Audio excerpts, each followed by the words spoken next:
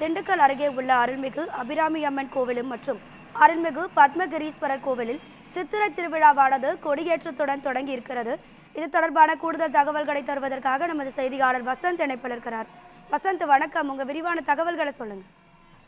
வணக்கம் ரேவதி. அது திண்டுக்கல் நகர் மத்திய பகுதியில் அமைந்துள்ள அறநிலையத்திற்கு சொந்தமான சுமார் 400 ஆண்டுகள் பழமை வாய்ந்த இந்த கோயில் மிகவும் பிரசித்தி பெற்ற கோயில். இந்த அபிராமி அம்மன் கோயில், அதே மாதிரி கால ஹரீஸ்வரர் கோயில் திருக்கோயில் இங்க அமைந்துள்ளது. இங்க ஒவ்வொரு வருடமும் சித்திரை திருவிழாக இங்கு சிறப்பாக கொண்டாடப்படுவது வழக்கமாக வைத்துள்ளனர். அதன்படி இன்று திருவிழாவின் முக்கிய திருவிழாவின் சித்திரை திருவிழாவின் குடியேற்றம் நிகழ்வானது இன்று நடைபெற்றது.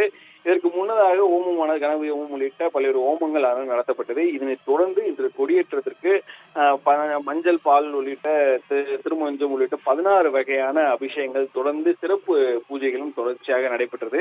இதைத் தொடர்ந்து நந்தி பகவான் உள்ளிட்டவருக்கு வேல் பொறித்த கொடியினை மேலதாளம் முழங்க அங்கே இருக்கக்கூடிய பத்மேஸ்வரருக்கு அபிராமி அம்மனுக்கு முன்னிலையில் கொடியேற்றப்பட்டது என்பது குறிப்பிடத்தக்கது. இதைத் தொடர்ந்து இந்த சித்திரை திருவிழாவின் அந்த 12 நாட்கள் நடைபெறும். அதை இன்றைய தவிர்த்து 12 நாட்களானது நடைபெறும். இந்த ஒவ்வொரு நாளுமே அந்த இருக்கக்கூடிய கற்பூர வாகனம் உள்ளிட்ட யானை வாகனம், யாழி வாகனம் உள்ளிட்ட வாகனங்களில் சாமியானது எழுந்தந்தி சொல்லக்கூடிய இந்த 4 கிழக்கு மேற்கு வடக்கு என்று சொல்லக்கூடிய 4 ரத வீதிகளும் உலா வருவதாக இங்க முக்கிய நிகழ்ச்சியாக பார்க்கப்படுகிறது. பக்தர்கள் அனைவருமே நாள்தோறும் அருள்பாலிப்பது நிகழ்ச்சியாக பார்க்கப்படுகிறது.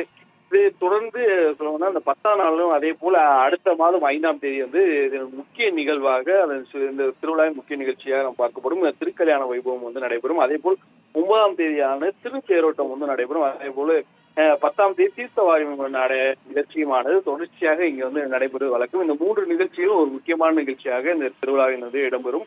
அதே போல இந்த கொடியேற்றம் நிகழ்ச்சியில் கிட்டத்தட்ட ஒரு 300க்கும் மேற்பட்டவர் அந்த கோயில் வளாகத்தில் சூழ்ந்தனர். அதே போல் இந்த அம்மன் கோயில் இருக்கக்கூடிய அறங்காவல்துறை தலைவர்கள் உள்ளிட்ட அனைவருமே இதுக்கான ஏற்பாடு செய்து இங்க இருக்கக்கூடிய சுற்றுவட்டார இருக்கக்கூடிய இந்த கோயில் நிர்வாகத்திற்குள்ள இருக்கக்கூடிய நிர்வாகிகள், அதே போல் உறுப்பினர் எல்லாருமே இந்த தற்போது கலந்துள்ளனர். மேலும் இந்த நிகழ்ச்சி கொடியேற்றத்தில் பல்வேறு பெண்கள் அதே போல் பக்தர்கள் கலந்து கொண்டு தற்போது சாமி தரிசனம் செய்து தற்போது அங்கே அந்த பகுதியில் உள்ளனர்.